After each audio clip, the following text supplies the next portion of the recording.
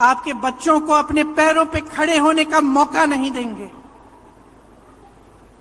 तो आपको अब जो समय आ गया है कि आपको जागरूक बनना है, ये आप बहुत अच्छी तरह से समझ लीजिए। जब हम न्याय की बात करते हैं, हम ये कह रहे हैं, ये पहचान कर कह रहे हैं कि आपके जीवन में अन्याय हो रहा है। चाहे वो गरीब हो, उसकी सुनवाई नहीं है, चाहे कमजोर हो, उसकी सुनवाई नहीं है, मजदूर की सुनवाई नहीं है, आज स्त्री की सुनवाई नहीं है, उसकी कहानी कोई नहीं सुनाता। आपको कहीं नहीं दिखेगा मीडिया में, टीवी में। और भाजपा के नेता आपसे ये बातें नहीं करेंगे। चाहे ड्राइवर हो, ऑटो का ड्राइवर हो, चाहे माली हो, चाहे बढ़ई हो, चाहे हस्तकला में कोई काम कर रहा हो, इनकी कहानियां आप सुनते नहीं हैं। इसीलिए हमने अपने जो न्याय पत्र में लिखा है वो इन्हीं की कहानियों के तहत, इन्हीं के अनुभव पर लिखा है। आपकी ही आवाज है इस घोषणा पत्र में, इस न्याय पत्र में। भाजपा के नेता मोदी जी एक खोखले संसार, एक खोखली दुनिया में रह रहे हैं। गाजे बाजे में, शोहरत में आपको सिर्फ अच्छा अच्छा दिखता है, बड़ी बड़ी इवेंट बाजी दिखती है। सच्चाई छुपाने के लिए है ये, और जितने भी प्रयास हैं वो सिर्फ सच्चाई छुपाने के लिए हैं। आज पूरे विपक्ष पर हमला है। दो मुख्यमंत्री जेल में हैं। कहते हैं भ्रष्टाचार पर वार है, लेकिन सब भ्रष्टाचारी अपनी पार्टी में इकट्ठा कर रहे हैं। सारी पार्टियों के जितने भ्रष्टाचारी हैं उनको सब न्योता देके, वो निमंत्रण देके ले रहे हैं, और अचानक उनकी पार्टी में जाते ही स्वच्छ हो जाते हैं, कोई उनके बारे में सवाल नहीं उठाता। तो ये बहाना है, ये पूरा बहाना है कि इनकी दुनिया सक्षम रहे, बड़े बड़े उद्योगपतियों की, इनकी, और वो भी गिने चुने उद्योगपति हैं, सारे उद्योगपति नहीं हैं। बहुत सारे ऐसे उद्योगपति हैं जो देश के लिए दिन रात काम करते हैं, जो रोजगार बनाते हैं। इनके जो गिने चुने मित्र हैं उनको सारी संपत्ति सौंपी जा रही है। ये उन दूसरे उद्योगपतियों के साथ भी अन्याय है। तो ये पूरी जो परिस्थितियां हैं देश की, इनको समझने की बहुत खास जरूरत है। आज जो आप वोट डालने जा रहे हैं, वो वोट इस देश के लोकतंत्र को बचाने के लिए जा रहा है। अब ये बात आपने बहुत सुनी होगी, और कभी कभी आप पूछते भी होंगे कि भाई कैसे हमारा लोकतंत्र असुरक्षित कैसे है। तो ये असुरक्षित इसलिए है क्योंकि जितनी भी ऐसी संस्थानें हैं और जो बड़ी बड़ी इंस्टीट्यूशंस हैं जो लोकतंत्र को बचाने के लिए हैं, उनको कमजोर किया गया है, उनका गलत तरह से इस्तेमाल हो रहा है। आज ये नौबत आ गई है कि जनता को ईवीएम पे भी भरोसा नहीं है। जनता ये भी नहीं जानती कि अगर वोट डालेंगे तो क्या हमारा वोट सही तरह से डलेगा कि नहीं। तो इन परिस्थितियों के बीच जो हमारा न्याय पत्र है, इसमें हमने कुछ ऐसी घोषणाएं की हैं जो हम चाहते हैं कि जब हमारी सरकार आएगी हम आपके लिए करके दिखाएंगे। इसका प्रमाण ये है कि हमने प्रदेशों में करके दिखाया है। जिन प्रदेशों में हमारी सरकार रही उनमें राजस्थान भी था। आपने देखा कि राजस्थान में किस तरह से जो स्कीम लागू करवाई थी, और जैसे मैंने कहा चिरंजीवी जैसी स्कीम है जिससे आपको पूरी तरह से स्वास्थ्य की सुविधाएं मिलती थी। तो हमारे न्याय पत्र में किसानों के लिए 5 गारंटी हैं। एमएसपी का को हम कानून बनाएंगे, गहलोत जी ने भी आपको बताया। स्थायी कृषि ऋण माफी का आयोग बनेगा, मतलब एक स्थायी आयोग होगा, और आपके जो ऋण हैं, जो छोटे किसानों के जो ऋण हैं जो आपके माफ नहीं होते हैं, उसके लिए वहां सुनवाई होगी। फसलों का नुकसान होने पर 30 दिनों में सीधे बैंक खाते में भुगतान होगा। नई कृषि की आयात निर्यात की नीति बनेगी, और कृषि में इस्तेमाल जितने भी आप सामान इस्तेमाल करते हैं कृषि में, वो जीएसटी से माफ होंगे। ये बहुत बड़ी चीज है, इससे आपको बहुत राहत मिलेगी।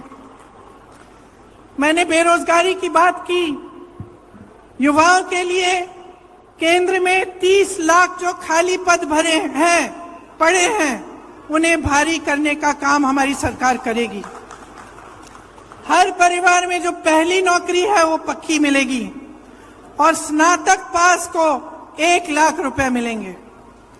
ये जो पेपर लीक होते रहते हैं जिससे आपका बहुत नुकसान होता है और पढ़े लिखे बच्चे बेरोजगार बैठे रहते हैं, उसके समाधान के लिए एक नया कानून बनाया जाएगा। सख्ती से जो ऐसे काम कराएंगे, सख्ती से उन पर कार्रवाई होगी और एक जॉब कैलेंडर बनेगा जिसमें जो नियुक्ति के जो डेट हैं, जो इम्तिहान के डेट हैं, रिजल्ट के डेट है, वो पहले से बताए जाएंगे।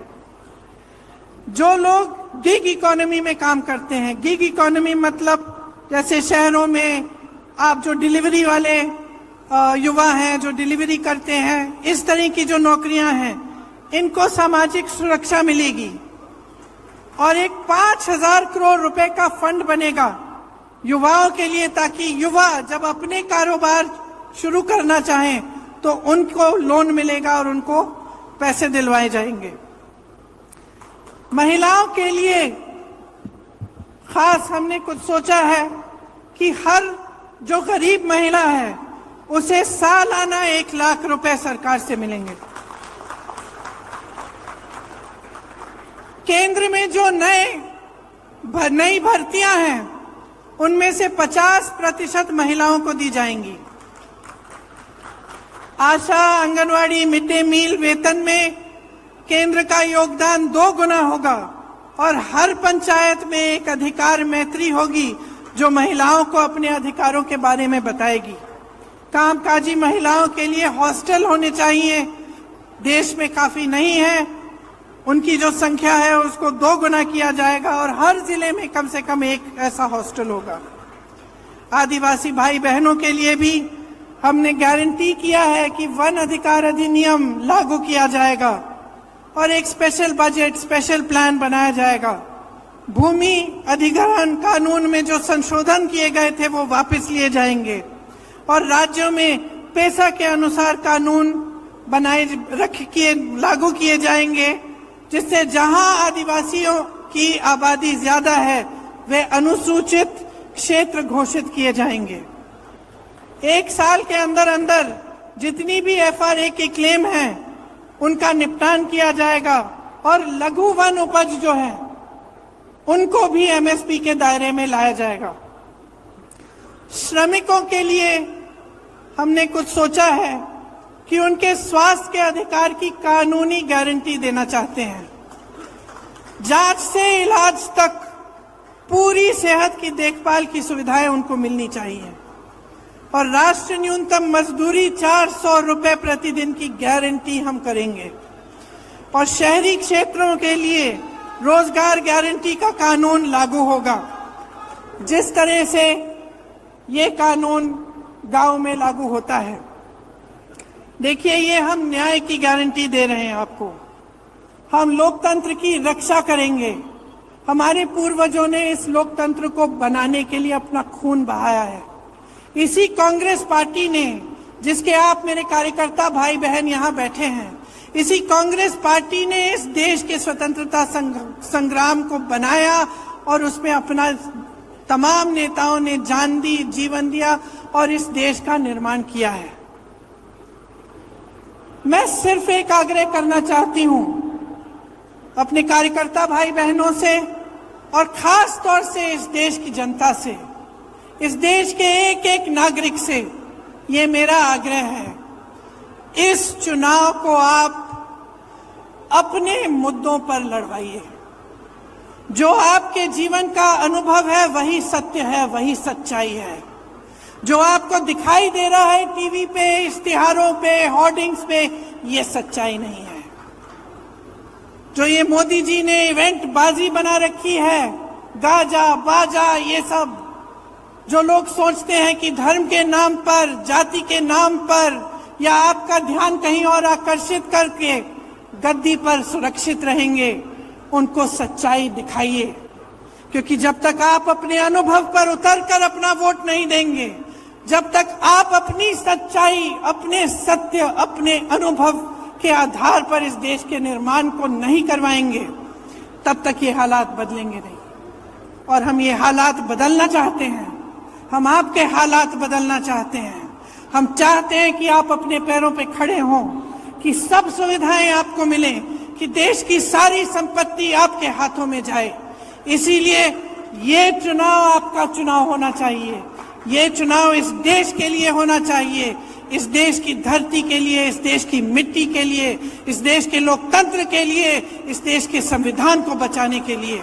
और मेरी पूरी उम्मीद है कि इसी आधार पर आपका वोट जाएगा। तो आप सबको बहुत बहुत धन्यवाद। कुछ लंबा मैं बोली, अध्यक्ष जी को भी बोलना है। आपने बहुत ध्यान से मेरी बातों को सुना है, इसके लिए बहुत बहुत धन्यवाद। मेरे साथ एक बार बोलिए, जय हिंद।